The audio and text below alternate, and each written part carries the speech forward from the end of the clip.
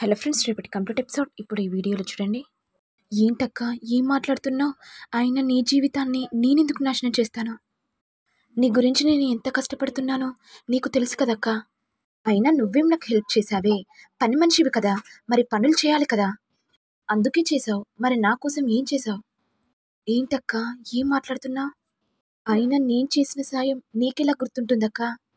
అక్క, ఏదో ఒకరోజు అమ్మగారు నిన్ను మెడలు పట్టుకొని బయటికి గెంటేస్తారు. అప్పుడు నేను చెప్పిన మాటలు నీకు గుర్తుకొస్తాయక్క. ఏయ్, ఏం మాట్లాడుతున్నావే? అరుణ్ నా గ్రిప్పులో ఉన్నంత వరకు ఆ రమాదేవత్తయ్య ఏం చేయలేదు. కానీ నువ్వలా అనుకుంటున్నావక్క. ముందు ముందు ఏం జరుగుతుందో నీ కళ్ళతో నువ్వు చూడలేవక్క.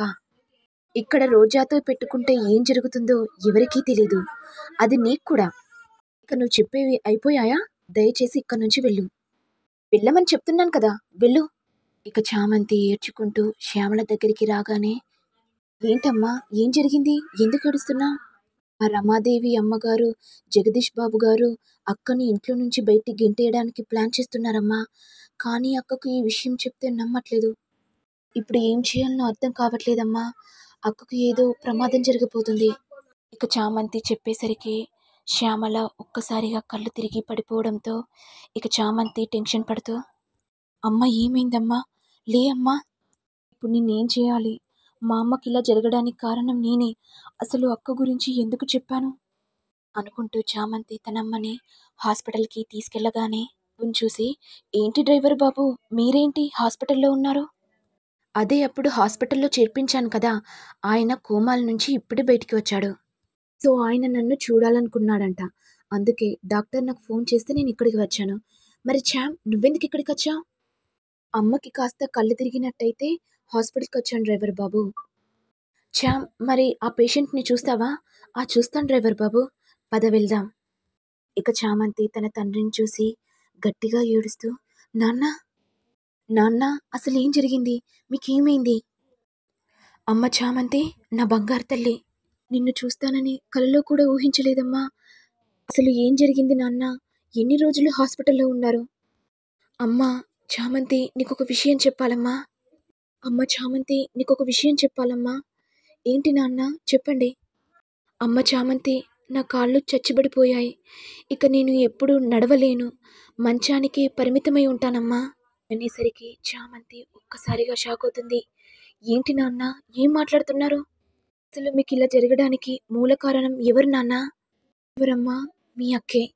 ఆ రాజమణి హారం గురించి మీ అక్క సొంత నాన్నని చంపాలనుకుంది. చామంతి, శ్యామల ఒక్కసారిగా షాక్ అవుతారు. చామంతి ఏడుస్తూ, అవును నాన్న, ఈ విషయం ఆల్రెడీ అక్క చెప్పేసింది. ఆస్తి అంతస్తుల వ్యామోహంలో ఉంది నాన్న. అబద్ధాల మీద అబద్ధాలాడి అరుణ్ బాబును పెళ్లి చేసుకుంది నాన్న. మేము వాళ్ళింట్లో పని మనుషులుగా ఉన్నాం నాన్న. మేము ఎంత చెప్పినా అక్క వినట్లేదు. నన్ను ఇద్దరిని ఇంట్లో నుంచి బయటికి వెళ్ళగొట్టాలని ప్రయత్నిస్తుంది నాన్న. కానీ మేమే ఏ ఆపద వస్తుందేమోనని ఆ ఇంట్లో ఉంటున్నాం నాన్న.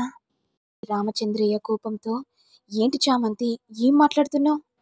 రోజు ఇంత పని చేసినా కూడా నువ్వెందుకు తనకి సహాయం చేస్తున్నావు? మనం ఇక్కడి నుంచి వెళ్ళిపోదాం, వేరే కాడ బ్రతుకుదామమ్మా.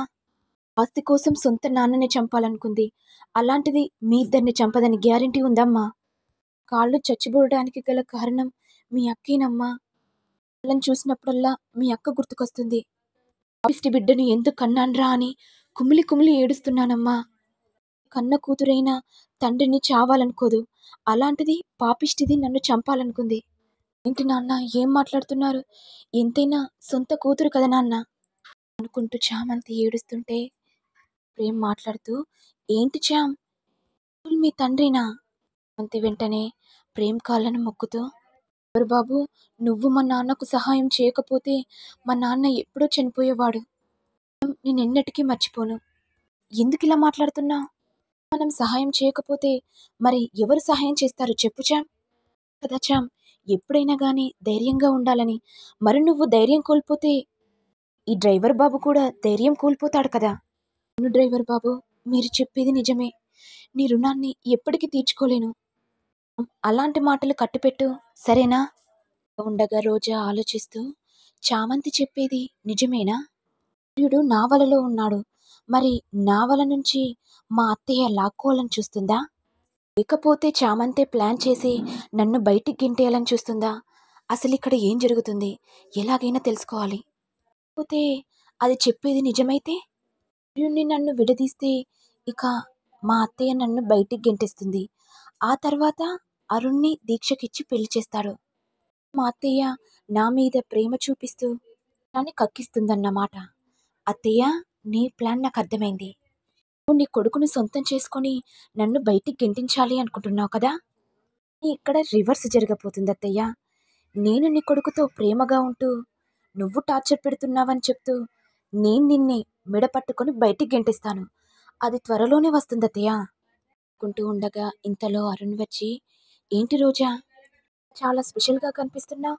సార్, మీ కంటికి ఎప్పుడు నేను స్పెషల్గానే కనిపించాలి కదా. అత్తయ్య గారు నన్ను ఇంటి కోడలిగా అంగీకరించారు. అది నాకు చాలా సంతోషంగా ఉంది. రోజా నిన్ను ఇంటి కోడలిగా అంగీకరిస్తుందని నేను కూడా అనుకోలేదు. మా అమ్మ గురించి, మా అమ్మ నా ప్రేమ గురించి ఆలోచించింది కాబట్టి ఒక మెట్టు దిగింది. సార్, మీరు చెప్పేది కూడా నిజమే. రమాదేవి వచ్చి, నాన్న అరుణ్, ఏం చేస్తున్నావు? ఏం లేదమ్మా, రోజాకి నీ గురించి చెప్తున్నాను. నా గురించి చెప్పడం ఏంట్రా? నువ్వంటే నా ప్రాణం రా. నువ్వే నేను, నేనే నువ్వు కదా అరుణ్. అమ్మా, నువ్వు చెప్పేది నిజమే. అప్పుడు రోజా మనసులో, అంటే చామంతి చెప్పేది నిజమే అన్నమాట. ప్రేమగా ఉంటూ నన్ను బయటికి గెంటేయాలని చూస్తున్నావా?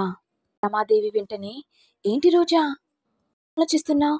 ఏం లేదత్తయ్య, మీరు నన్ను ఇంటి కోడలిగా అంగీకరించినందుకు చాలా సంతోషంగా ఉంది. దాని గురించి ఆలోచిస్తున్నాను అత్తయ్య. కొడుకు గురించి నేను ఒక మెట్టు దిగాను రోజా. కొడుకు సంతోషమే నా సంతోషం కదా. రోజా, సత్యనారాయణ వ్రతం జరుగుతుంది. నువ్వు తొందరగా రెడీ కా అమ్మా. సరే అత్తయ్య. నాన్న అరుణ్, నువ్వు కూడా రెడీ కా. సరే అమ్మా. రోజా, మా అమ్మ ఎంతలా మారిపోయిందో అయినా నాకు తెలుసు మా అమ్మ గురించి. సార్, మీ అమ్మ గురించి ఇప్పుడు నాకు చాలా బాగా అర్థమైంది సార్. మరి నెక్స్ట్ ఎపిసోడ్లో ఏం జరుగుతుందో చూడాలి. మరి మీకు వీడియో కనుక నచ్చినట్లయితే లైక్ చేయండి, షేర్ చేయండి, సబ్స్క్రైబ్ చేయండి. Thank you all.